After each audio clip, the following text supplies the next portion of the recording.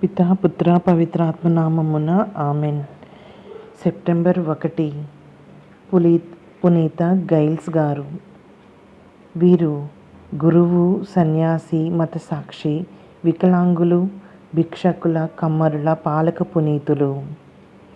పునీత జిల్ గారినే జిల్స్ లేక గైల్స్ అని కూడా అంటారు. వీరిని అజిడియస్ గారని కూడా పిలుస్తారు. వీరు 7 మరియు 8 శతాబ్దంలో ఫ్రాన్సు దేశంలోని దక్షిణ ప్రాంతంలో జీవించారు. వీరు గ్రీసు దేశం నుండి ఇక్కడికి వచ్చి స్థిరపడ్డారని చెప్పబడుతోంది. ఈడెన్స్బర్గ్ పట్టణంలో నివసించే వీరు ఎక్కడికైనా దూరంగా వెళ్ళి సర్వసంగం పరిత్యాగం చేసి ఒక ఋషిలాగా జీవితం గడపాలనుకున్నారు. ఈ విషయం స్థానిక బిషప్ దగ్గరికి వెళ్ళి అనుమతి తీసుకున్నారు. తనకున్న ధనం, భూమి, బంధుమిత్రులను విడిచిపెట్టారు. వీరు అవిటివారు. ఒక కాలు అవిటిదైనా కుంటుకుంటూ ఎంత దూరమైనా ప్రయాణం చేసేవారు. ఒకరోజు జిల్ గారు ఒక వృద్ధ సన్యాసిని వెంట పెట్టుకొని అరణ్య ప్రాంతానికి పయనమయ్యారు. ఆ ప్రాంతంలో ఎండలు ఎక్కువగా ఉంటాయి. త్రాగటానికి నీళ్లు కూడా దొరకవు. అయినా గైల్స్ గారు దేవుని మీద భారం వేసి అడవిలోనే ఉండాలనుకున్నారు. ఒక చదునైన మైదానం చూసుకొని అక్కడికి వెళ్ళి దేవుని ప్రార్థించి నేలను త్రవ్వి విత్తనాలు చల్లారు. వారం రోజులు గడవక మునిపే మంచి వర్షాలు పడ్డాయి. ఇలా వారానికి ఒక తూరి వాన పడుతూనే ఉంది. అందువల్ల గైల్స్ గారు వేసిన విత్తనాలు మొలకెత్తాయి. తిండికి కొదవ లేకుండా పంట పండింది. దేవునికి కృతజ్ఞతలు చెల్లించి కొన్నాళ్లకు నైమ్స్ నది వైపుకు ప్రయాణమై ఒక అటవీ ప్రాంతానికి చేరుకున్నారు గైల్స్. కొంచెం దూరంలో ఒక గుహ కనపడింది. చుట్టూ కలియ చూశారు. ఎవరూ కనిపింపలేదు. గుహలో ఉండి ప్రశాంతంగా దేవుని ధ్యానించుకోవచ్చని మెల్లగా గుహ వద్దకు వెళ్ళారు.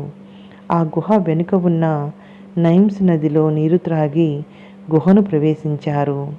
తను మోసుకు వచ్చిన వస్తువులన్నీ ఒక మూలన పెట్టారు. అలసటగా ఉండటంచే నిద్రకు ఉపక్రమించారు. కొంతసేపైన పిమ్మట అడుగుల చప్పుడు వినపడింది. దిక్కున లేచి భయంతో దేవుని ప్రార్థించారు. ఓరగా చూసేసరికి దగ్గరలో ఒక జింక పిల్ల కనపడింది. అది కూడా కడుపారా నీళ్లు గ్రోలి వచ్చి గృహలో ప్రవేశించింది. ఒక మూల పండుకొని హాయిగా నిద్రపోతుంది. ఇలా ప్రతిరోజు ఆ జింకపిల్ల ఉదయం వెళ్ళి గడ్డి మేసి సాయంత్రం ఆ గుహలోనికి వస్తుంది. సాధువైన జిల్ గారికి అదే తోడుగా ఉంటుంది. అది గైల్స్ గారు తనకై ఏర్పరచుకున్న ఆహారం మాత్రం ముట్టుకునేది కాదు. ఒకరోజు అడవిలో నైమ్స్ నది ఒడ్డున ఫ్రాంక్స్ రాజ్యపు రాజు వేటకు వచ్చాడు. అతడు వేసిన బాణం జింకపిల్లకు తగిలింది. అది గెంతుకుంటూ రక్తము ఒలుకుతూ తిరిగి వచ్చి గుహలో ప్రవేశించింది. రాజు అతని అనుచరులు గుహ వద్దకు వచ్చారు. వారు జిల్ గారిని కనుగొని తమ రాజ్యం వచ్చి ఆధ్యాత్మిక సేవ చేసుకోమని ప్రాధేయపడ్డారు. అక్కడ అనుచరులతో జిల్ గారు బెనడిక్టు సభ వారి కట్టుబాట్లని స్వీకరించి ఒక మఠాన్ని నెలకొల్పారు. వారి పేరు మీదనే ఆ ప్రాంతం పునీత జిల్ నగరంగా అతి త్వరగా వృద్ధి చెందింది.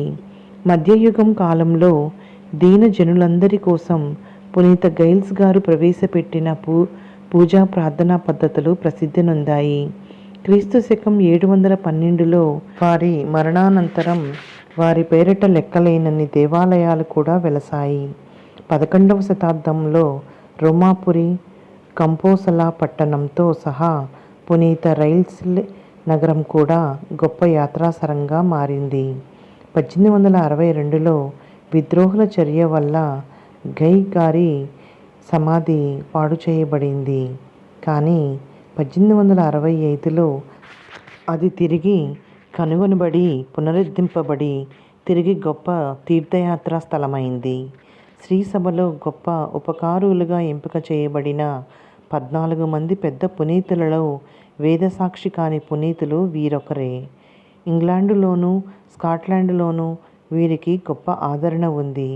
వికలాంగులకు, కమ్మరి వారికి, అటవీ శాఖ ఉద్యోగులకు గైల్స్ గారు పాలక పునీతులు. వీరి మధ్యవర్తిత్వ ప్రార్థనచే పిల్లలు లేని వంధ్య స్త్రీలు, పిచ్చి వ్యాధిగ్రస్తులు, మూర్ఛ రోగులు మేలులు పొందారని భక్తుల నమ్మకం. ధ్యానాంశము: దయా కనికరం లేని వారు దైవజ్ఞానాన్ని సంపాదించలేరు. ఏటవాలుగా ఉంటేనే ఎంత ఎత్తు పర్వతాలైనా ఎక్కగలం. పునీత జిల్ గారా మా కొరకు, మా కుటుంబ సభ్యులందరి కొరకు ప్రార్థించండి. ఆమేన్.